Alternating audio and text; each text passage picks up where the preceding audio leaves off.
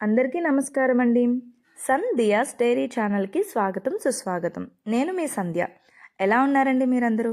నేనైతే చాలా బాగున్నాను. మీరు కూడా బాగున్నారని ఇంకా బాగుండాలని ఆ దేవుని మనస్ఫూర్తిగా కోరుకుంటున్నాను. నేనైతే ఎస్టర్డే వ్లాగ్తో మీ ముందుకైతే వచ్చేసాను అనమాట. ఎస్టర్డే ఫ్రైడే నా వ్లాగ్, మార్నింగ్ వ్లాగ్ మీతో షేర్ చేసుకోవాలనుకుంటున్నాను. సో వీడియోలోకి వెళ్ళబోయే ముందు సంధ్యాస్ డైరీ ఛానల్ని హర్షిత్ చెప్పు. సంధ్యాస్ డైరీ ఛానల్ని సబ్స్క్రైబ్ చేసుకోండి, లైక్ చేయండి, షేర్ చేయండి. సో చూసారు కదా, ఫస్ట్ టైం మన ఛానల్లో ఈ వీడియోని చూసేవాళ్ళు మేమైతే దుబాయ్లో ఉంటున్నామండి. సో దుబాయ్లో మా సింపుల్ లైఫ్ స్టైల్ ఎలా ఉంటుంది అండ్ అలాగే నా డైలీ ప్రొడక్టివిటీ వ్లాగ్స్, పేరెంటింగ్ సంబంధించినవి అన్నీ కూడా మీతో షేర్ చేసుకుంటూ ఉంటాను. సో మన ఛానల్ని సబ్స్క్రైబ్ చేసుకోండి. నేను వావ్ మామ్ ఛానల్ కూడా పెట్టుకున్నాను అనమాట. వావ్ మామ్ ఛానల్లో మోటివేషనల్ వీడియోస్ అండ్ అలాగే పర్సనాలిటీ డెవలప్మెంట్ స్కిల్స్ టాపిక్స్ మీద వీడియోస్ చేస్తూ ఉంటాను. కుదిరితే ఒకసారి సెర్చ్ చేసి ఆ వీడియోస్ కూడా చూడండి. సో ఇక్కడ ఫ్రైడే మార్నింగే ఫస్ట్ అయితే నేను బట్టలు వేసి ఆరబెట్టేస్తున్నాను అనమాట.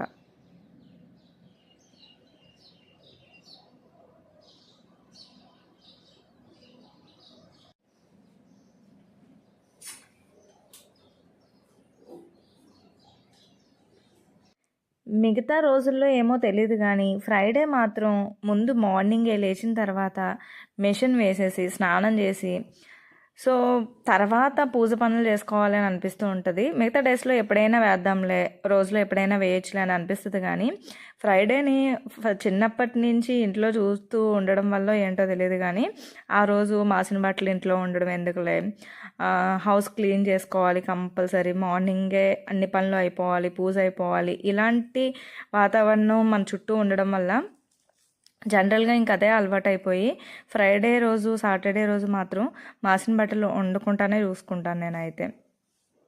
ఇంకా తర్వాత డైరెక్ట్గా పూజ దగ్గరికి అయితే వచ్చేసాను అనమాట. సో మా హస్బెండ్ ఉదయం లేచిన తర్వాత చక్కగా కిందకెళ్ళి ఫ్లవర్స్ అన్నీ కూడా దేవుడి దగ్గరికి అని చెప్పేసి తెచ్చేశారు. ఫ్రైడే కంపల్సరీ చాలా ఇంట్రెస్ట్గా పూజ చేసుకుంటారనమాట. ఇంకా మా హస్బెండ్కి బాగా అంటే మంగళవారం, శుక్రవారం నా పెళ్ళైన దగ్గర నుంచి వస్తున్నాను, ఒక్కసారి కూడా నాన్ వెజ్ అయితే తినరు ఆ డేస్లో. సో ఆంజనేయ స్వామిని ఇంకా దుర్గమ్మ వారిని బాగా నమ్ముతారు. అంటే అందరు దేవుళ్ళని నమ్ముతారులేండి, కానీ ఆ 2 రోజులు నాన్ వెజ్ కూడా తినుకుంటూ ఉంటారనమాట. సో ఇక్కడ దీపారాధన అయితే నేను చేసుకున్నాను. ఈలోగా మా హస్బెండ్ కూడా స్నానం చేసి వచ్చేసారనమాట నేను దీపం పెట్టేలోగాలో. ఈరోజు కొంచెం లేట్ అయింది పూజ. లలితా సహస్రనామం చదువుదాము అని అనుకుంటే ఇంకా లేట్ అయిపోద్ది టిఫిన్ సెక్షన్కి అని చెప్పేసి లలితా సహస్రనామం అయితే చదువుకోలేదు. నార్మల్గా పూజ ఒకటే ఫినిష్ చేసేసుకున్నాను అనమాట. నేను దీపారాధన చేసి లోగలో మా హస్బెండ్ కూడా వచ్చారు.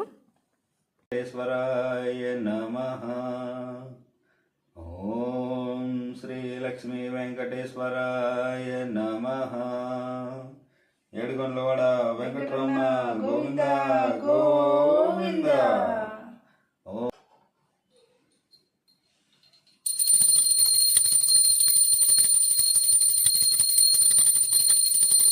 ఇలా ఫ్రైడే పూజ అయితే ఫినిష్ చేసేసుకున్నాం అనమాట. సో మ్యాక్సిమం ఏ డే అయినా సరే నా పూజ అయితే ఇలాగే ఉంటుంది. పువ్వులు ఉంటే దేవుడికి పువ్వులు సమర్పించుకొని ఇంకా టైం ఉంటే కనుక దేవుడికి సంబంధించిన పాటలు, లలితా సహస్రనామం, గోవిందనామాలు ఏ ఒకటి చదువుకుంటాను, కుదరకపోతే ఇంకెంతే సింపుల్. సో ఇలా పూజ మొత్తం ఫినిష్ చేసేసుకున్న తర్వాత నేను టిఫిన్ సెక్షన్కి వెళ్ళిపోయామన్నమాట. ముందు రోజు మాల్కి వెళ్ళినప్పుడు ఆఫర్లో దోశ బ్యాటర్ ఉంటే రెడీమేడ్ది అదే తీసుకొచ్చేసాను. ఇంకెలాగో అది ఉంది కదా అని చెప్పేసి ఇంకా దాంతోనే దోశలు అయితే వేసేద్దాం అనుకున్నాను. మా చిన్నోడు అడుగుతున్నాడు అనమాట, అమ్మ ఇడ్లీ పెట్టు దాంతో అని చెప్పేసి. కానీ మా హస్బెండ్ మాత్రం దోశలే వేసుకుందాం అని చెప్పేసి అన్నారు. సో అందుకనే ఫైనల్గా దోశలే వేసేద్దాము అని ఫిక్స్ అయిపోయాము. ఇంకా టొమాటో పచ్చడి అయితే చేద్దాం అనుకున్నాము చట్నీలోకి.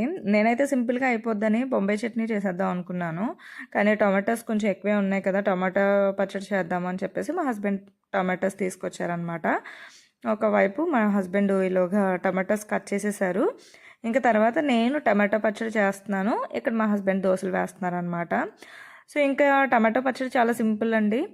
ఆయిల్ వేసుకొని అందులో కొంచెం జీలకర్ర అండ్ అలాగే కొంచెం ధనియాలు, కొంచెం ఒక 4 వరకు ఎండుమిర్చి అయితే తీసుకున్నాను అనమాట. పచ్చిమిర్చి అస్సలు తీసుకోలేదు, ఎండుమిర్చి తీసుకున్నాను.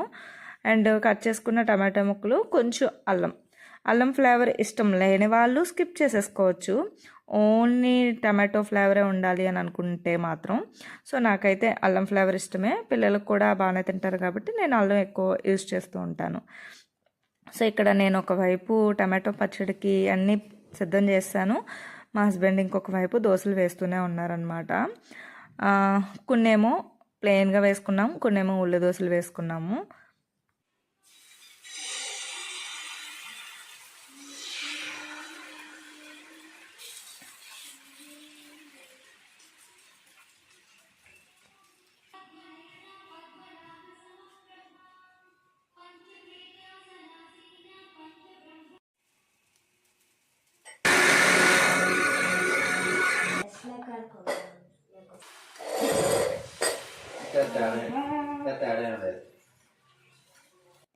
ఇక పిల్లలు మాత్రం రెడీగా ఉన్నారండి. ఆ స్మెల్కి ఎప్పుడెప్పుడు దోశలు ముందుకు వస్తాయా, ఎప్పుడెప్పుడు తిందామా అని ప్లేట్లలో కరివేపాకు పొడి, కొబ్బరి పొడి ఇంట్లో ఉంటే అవి వేసేసుకొని అక్కడ అలా కూర్చున్నారనమాట.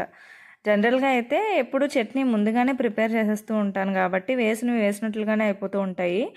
ఈరోజు పూజ చేసిన తర్వాత కొంచెం లేట్ అవ్వడం వల్ల వాళ్ళు కొంచెం లేట్గా తిన్నారనమాట. అంటే మనకి ఏదైనా ఒక లోపల మంచి స్మెల్ వస్తుంది అనుకోండి, ఇంకా ఆకలి అనేది పెరిగిపోద్ది కదా. ఇంకా మా టిఫిన్ బ్రేక్ఫాస్ట్ అయిపోయిన తర్వాత మేమైతే ఇలాగ టీ పెట్టేసుకున్నాము. చక్కగా కాసేపు కబుర్లు చెప్పుకుంటూ ముచ్చట్లు, ఆ ముచ్చట ఈ ముచ్చట చెప్పుకుంటూ టీ అయితే తాగేసాం అనమాట.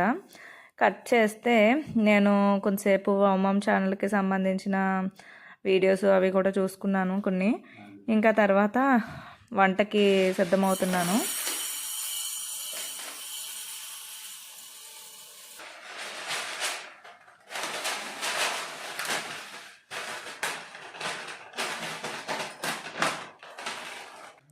నేనైతే లంచ్లోకి ముద్దపప్పు, ఆవకాయ, గీ వేసుకొని వేడివేడి అన్నంలో చక్కగా తిందాము అని చెప్పేసి ఫిక్స్ అయ్యాను. అండ్ అలాగే క్యాబేజ్ పకోడీ వేద్దాము అని చెప్పేసి అనుకున్నాను అనమాట. ఇంకా మా హస్బెండ్ వచ్చి ఏం ప్రిపేర్ చేస్తున్నావు అని అడిగారు. ముద్దపప్పు అంటే ముద్దపప్పు నాకైతే వద్దు అని చెప్పేసి అన్నారనమాట. ఈ హస్బెండ్స్ ఉన్నారే మన ప్లాన్ అంతా చెడగొట్టేస్తారు. సో ఇంకా చేసేదేం లేక నేను కూడా పప్పుచారే చేద్దామని ఫిక్స్ అయిపోయాను. సో నార్మల్గా నేను ముద్దపప్పు కోసం అని చెప్పేసి కొంచెం పప్పు వేసి చక్కగా పెట్టేశాను. రైస్తో పాటుగా రైస్ కుక్కర్లో పెట్టేశాను అనమాట. ఇక్కడ క్యాబేజ్ పకోడీ వేస్తానని చెప్పాను కదండి, దానికోసం క్యాబేజ్ కట్ చేసుకుంటున్నాను అనమాట. సో ఈ క్యాబేజ్ పకోడీ కూడా నేను జనరల్గా అయితే మనం కొంచెం గట్టి పకోడీ అంటారు కదా, అంటే రైస్ ఫ్లోర్ ఉంటే కనుక రైస్ ఫ్లోర్ అండ్ అలాగే శనగపిండి వేసుకొని గట్టి పకోడీ, ఆనియన్ పకోడీ చేస్తారు కదా, ఆ టైప్లో చేద్దామని చెప్పేసి కట్ చేసుకుంటున్నాను. కాకపోతే రైస్ ఫ్లోర్ లేదు నా దగ్గర, నేను ఇందులో రాగి ఫ్లోర్ వేస్తున్నాను అనమాట.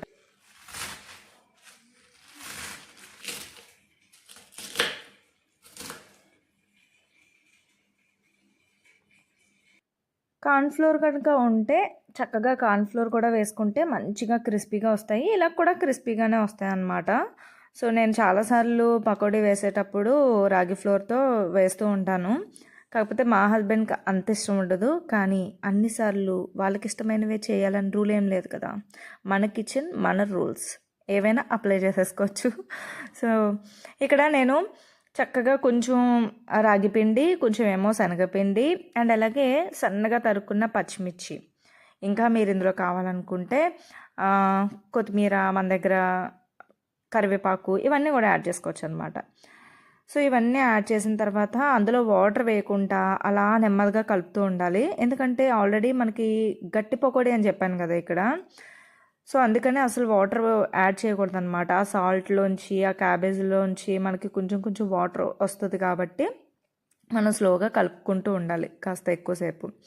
సో ఫైనల్గా నేనైతే మొత్తం కలిపేశాను. ఆయిల్ అయితే మరుగుతుందనమాట. ఆయిల్ మరగకుండా వేసేసాను, అందుకే ఏదో జోక్ వేశారనమాట, అందుకే అంతలాగా నవ్వుకున్నాం. ఈలోగా మా పెద్దోడు వచ్చి హిందీలో నెంబర్స్ చెప్తున్నాడు అనమాట. సెలవులు అయినా సరే వాళ్ళకి పాపం రెస్ట్ ఇవ్వట్లేదు మా హస్బెండ్, జనరల్గా చెప్పాలి అని అంటే. ఆ టైంలో కూడా చదవండి చదవండి చదవండి. సో ఇంకా అది కూడా అయిపోయింది. మన పకోడీ అయితే ఇక్కడ రెడీ అయిపోయింది. ఓ పక్క నేను వేస్తూ ఉంటే ఒక పక్క వాళ్ళు తింటూ ఉన్నారు. సో కొంచెం క్యాబేజ్ ఎక్కువ కలిపాను అనమాట. దగ్గర దగ్గర 1 అవర్ వేసినట్టున్నానండి ఈ పకోడీ మొత్తం అవ్వడానికి. చాలా టైం పట్టింది. సో ఏం చేస్తాం మరి, ఇంట్లో మొన్న తెచ్చిన పెద్ద క్యాబేజ్ బుట్ట ఉంది కదా, దాన్ని ఏదో ఒక రకంగా సేల్ చేయాలని అలా ఏదో ఒక దాంట్లో వేస్తూనే ఉంటున్నాను.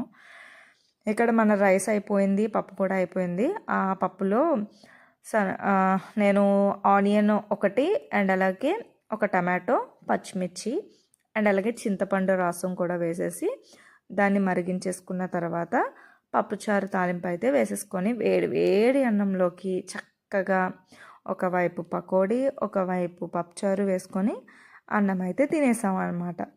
సో ఫ్రైడే వ్లాగ్ ఇదండి. చూసారు కదా, ఇవాళ నా వీడియో మీకు నచ్చితే లైక్ చేయండి, షేర్ చేయండి. మరొక మంచి వీడియోతో మళ్ళీ కలుద్దాం. అంతవరకు ఉంటాను.